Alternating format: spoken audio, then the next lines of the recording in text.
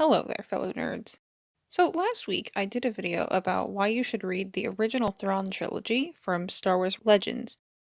They're classics, and any serious Star Wars fan should read them for themselves, and because they're the foundation for Legends, also known as the Expanded Universe. The new THRAWN trilogy is very different, but also quite enjoyable.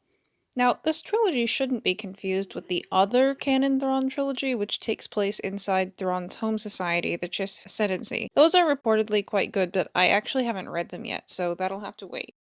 Today we're focusing on Timothy Zahn's THRAWN, THRAWN Alliances, and THRAWN Treason.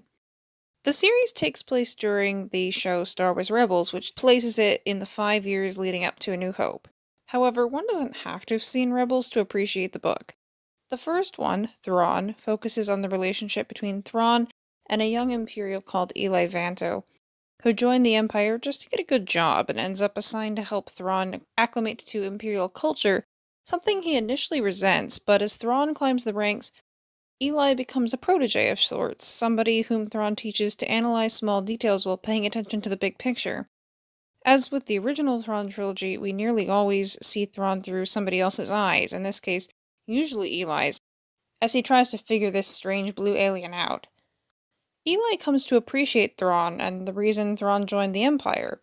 That reason turns out to be the Grisk, an alien species from the unknown regions which threaten to overwhelm the Chiss Ascendancy.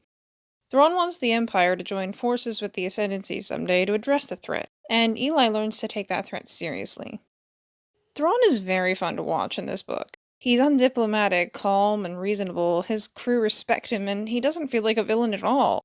Except, of course, for the fact that he's joined the Empire.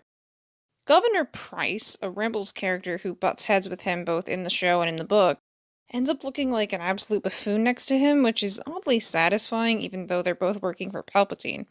In fact, when I went back to watching Rebels after reading this book, I was jarred by how evil Thrawn seemed when I was back watching him from the Ghost Crew's point of view. It was honestly a bit disappointing to have to remember that he wants to kill the good guys. The third book, Treason, focuses on Eli and Thrawn working together after Eli has actually defected from the Empire and gone off to the Chiss Ascendancy. I don't have much to say about this book except that it's certainly the weakest of the three. The most interesting part is alluded to in the title. Eli has committed treason by running off to the Chiss, and though Thrawn believes he can serve both the Empire and the good of the Chiss Ascendancy, people around him seem to think he doesn't know where his loyalties lie. Now, I saved the best for last, in my opinion at least, and I'm going to talk about this book in a bit more explicit detail, so stop now if you don't want any spoilers at all. The second book, THRAWN Alliances, is one of my favorite pieces of Star Wars fiction. It follows two parallel and ultimately interlocking stories. After Palpatine introduces Thrawn to Darth Vader at the end of the first book in the trilogy, Alliances kicks off with Palpatine sending these two very different servants on a mission to the planet Batuu to explore disturbance in the Force. Vader is impatient, easily angered, and trigger-happy.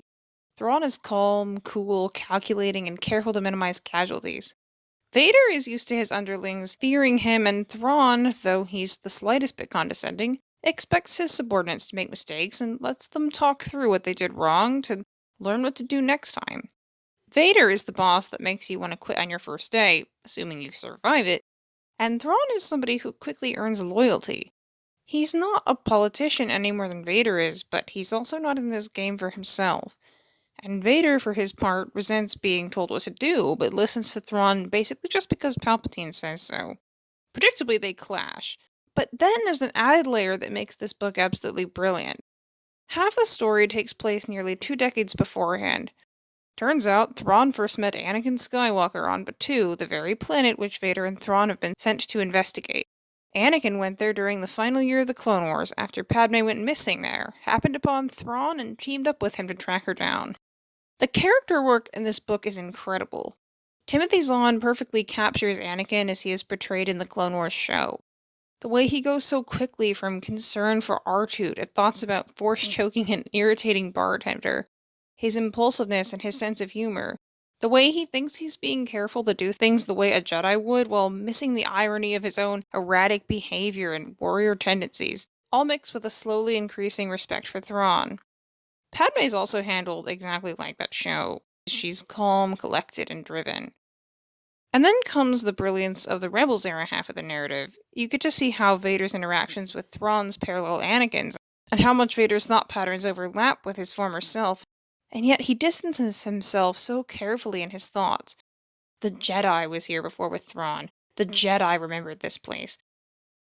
Meanwhile, Thrawn dutifully tells the locals that sadly the Jedi he was here with before was killed in the Clone War, but over the course of the story, the reader realizes he has a hunch as to who Vader may be. He keeps trying to trap Vader into acknowledging that they've met before by referencing their time on Batuu during the war. He hints that he feels he owes this Jedi a debt, and he shows Vader how to navigate the tricky hyperspace routes of the unknown regions the Chiss way, which is basically by having a Force-sensitive person course correct mid-route in hyperspace. And then he tells Vader very blatantly that the Chiss word for people who do this translates to Skywalker in basic, and waits for Vader's reaction. And every time Vader insists that Anakin Skywalker is dead. Does Thrawn buy it? Well, you'll have to find out for yourself. If you read it, let me know what you think. If you've read it before, I'd love to continue the conversation. Either way, thanks for listening. See you later.